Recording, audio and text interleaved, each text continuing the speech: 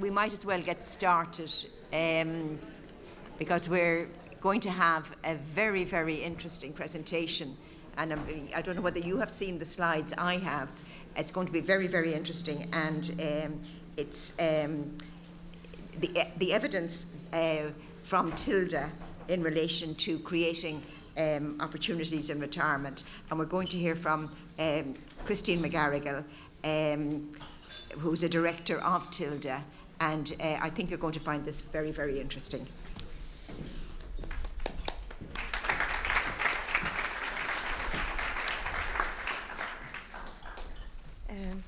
Thank you, Justice Laffoy. Thank you, Assembly, for giving me this chance to present TILDA, or the evidence from TILDA. And particularly, I'm going to look at the contribution that older people make to their families and their communities in Ireland. Here it is. So I don't know if you're all aware, but TILDA is a nationally representative cohort study of people aged over 50 in Ireland. We recruited 8,500 people in 2009. We interview people every 2 years in their own homes. They complete a self-completion questionnaire for more sensitive questions. And then we also do a detailed comprehensive health assessment every 4 years. And so what this does is it characterises the social, health and economic well-being and characteristics of the over 50s in Ireland. It gives us an opportunity to investigate lots of different areas, and what I'm going to present today is particularly something that's known as intergenerational transfers. So what this is, it's the transfer of resources between generations. And if you think of the blue box there in the middle is our respondents who are the over 50s, it's the transfer of resources from them to their parents, to their children, to their grandchildren. And this can be financial or it can be non-financial, and often actually it would be non-financial. So that would be things like giving care, giving childcare, giving lifts, helping with household chores, all of those kinds of things that families do for each other.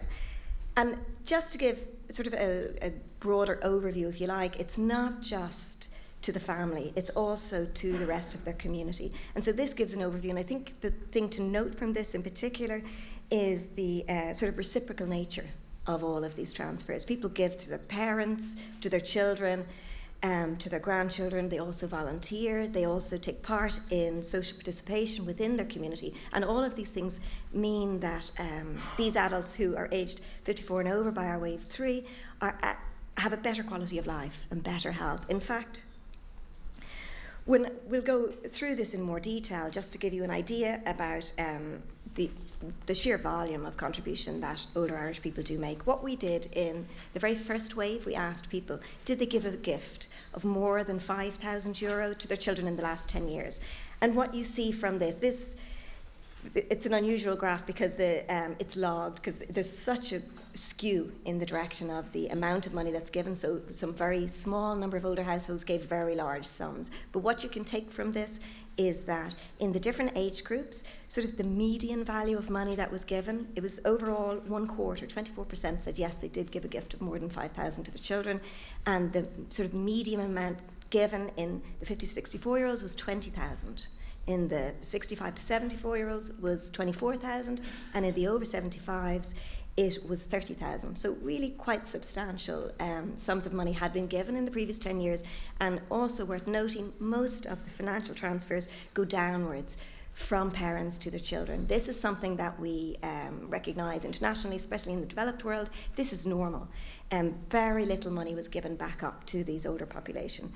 It was about 9% had said at this stage that they had received some financial giving from their children.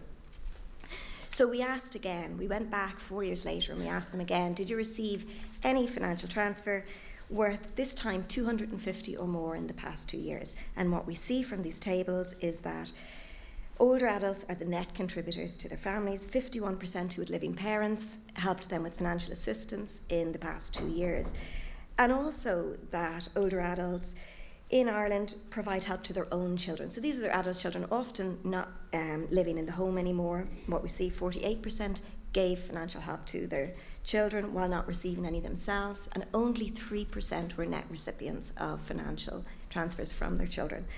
So it isn't uniform, again, of course, and so what I want to show here is that the likelihood of providing financial assistance to a child, for instance, is highest amongst the most highly educated. What we see is 60% of those who have a third level education gave to their children in the past 2 years. Compared to those who just had primary education, it was 38%. So we do see there's a disparity in those who are giving. But there are other ways to provide help and support children, and it's not limited to financial transfers. The high cost of formal childcare in Ireland often prevents women from returning to work when they have their children, and so what we see from TILDA is that overall, of those who had grandchildren, 41% provided childcare for at least an hour a week in the last 2 years. This figure shows that while it goes from 47% in the 50 to 64-year age group up to 51% in the 65 to 74-year age group, so those are the retired, it decreases down again to 22% in the over 75s. But that's probably not surprising, because at that point, presumably the grandchildren are in school and don't require that childcare anymore.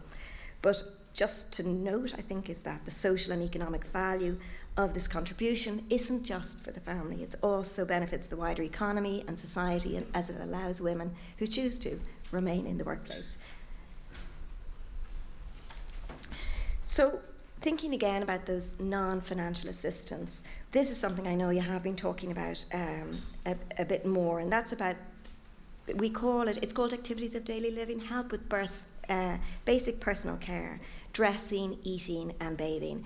They're used by healthcare providers as measures of disability. So we asked our over 54s how many of them with living parents had helped their parents with these activities in the past 2 years. So over a quarter who had living parents assisted them with these basic personal care, and in fact on average it was for 23 hours in the past week. We also asked them about other activities, and these are the more activities like household chores, errands, shopping, giving lifts for appointments, things like that. And 43% of the over 54s said they had also helped their living parents with these activities in the past week, and on average that was for 13 hours a week. So what you can see is the substantial contribution, again, that these older population are making towards the informal care of their parents. So this is the over 54s, which may or may not be considered older, caring again for the population who are even older than them. And I think something to be noted about this is that for the future, what we did find in these over 54-year-olds, 26% had at least one child who was living abroad. So thinking about that, what it means is that given the amount of informal care that adult children provide for their parents, we need to consider the pattern of immigration as a result of the economy, whether or not there's going to be a reduced pool of family carers available in the future for the older population in those future decades. Combined with the ageing profile, what it means is that balance between informal care and formal care may need to change, and that's something that I think should be considered. So the other ways, I know there was mention earlier of the National Positive Ageing Strategy, and what they did identify in that was participation. It's a key tenet for active and successful ageing. And research has shown that active social participation is good for health. It actually reduces mortality. So it's something that should be considered, and it can encompass many different areas like employment, education, active citizenship, and social and cultural participation. So what we did find in the Irish population is that many adults volunteer their time and expertise to organisations, contributing that way to their community and society again. And they do benefit from that through improved physical and well-being, psychological and social well-being. So over half of all adults aged over 54 said that they had volunteered in the last year. 17% reported volunteering in the last week. Though what we do find is that you can see again on the age bands here, it increases in the over 65s to 74s, perhaps not surprising, but it does decrease again in the over 75s. And then thinking about these other kinds of active and social participation, we collected a lot of different questions about sports and exercise. What we find is that over 50% participate in sport or exercise at least once a week. They have hobbies or creative activities at least once a week. 1 in 5 socialise in pubs and restaurants in the past week. And while these social activities are very beneficial for people's health and well-being, they also help form strong social networks and bonds within the community. So the active and social activities, they can include lots of things like, as I said, sports, going to cinema, taking part in games, and exercise.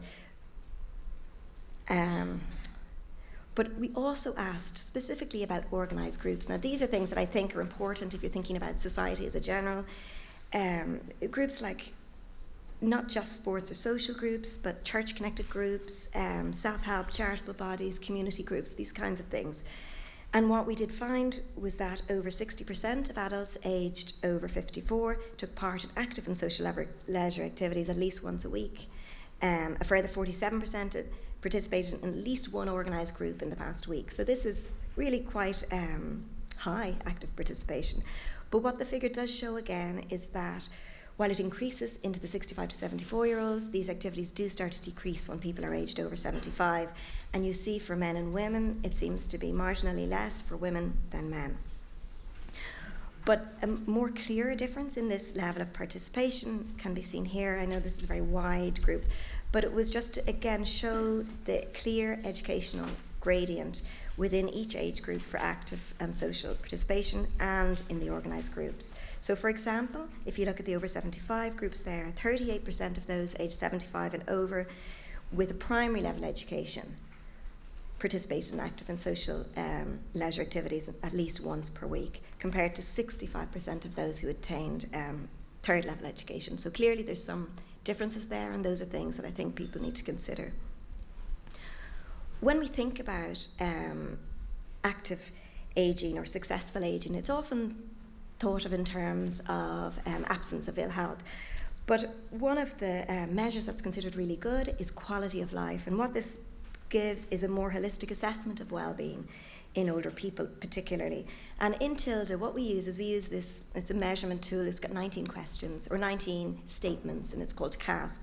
And they ask things like, I can do the things that I want to do. I look forward to each day. I feel that life is full of opportunities. It's a combination of questions. And what we ask is for people to indicate how often they feel that statement applies to their life. And so it's summed up. You go from often to not very often or never.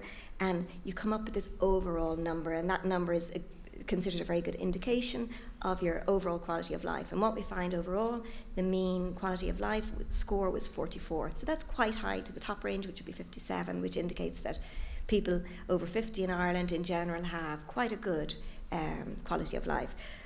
But what's worth noting also is that it does increase from the age of 50 up until about 66 to 68 is the peak quality of life, and then it starts to go down again. But I think what's interesting is that it doesn't reach the level it was at 50 until you're past 83. So that's a good 34 years where people's quality of life is higher than it was at 50. And in fact, some research in California has just shown that people in their 60s and 70s have higher quality of life than people in their 20s and 30s. So this isn't just an Irish phenomenon. So it is to show that quality of life increases in older age.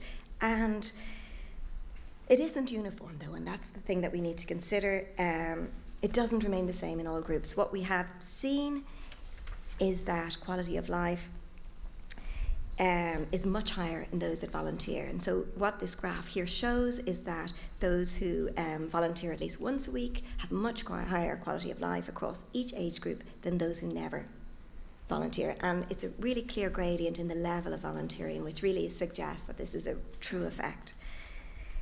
What we also have seen then, this was at the very baseline of our study, so we went back in wave 3 in 2014 into 4 years later, and what we did find was that those who, again, those who volunteered had a higher quality of life, also those who gave financially to their children had a higher quality of life.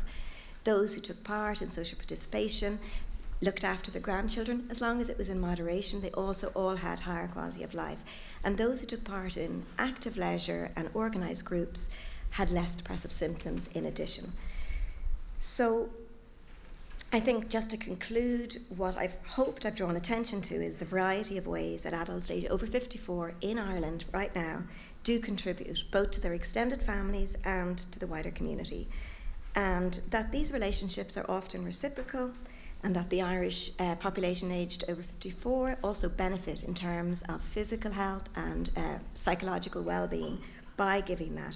But I think really just to note that far from being reliant on family and social support, what these results do show is a large contribution, and they are really the net contributors to their own family and to their communities in many instances. But you can see that there are differences, particularly in the oldest age groups and also in those with lower educational attainment. And when we say lower educational attainment, normally we would use that as a measure of sort of socioeconomic status in the older population.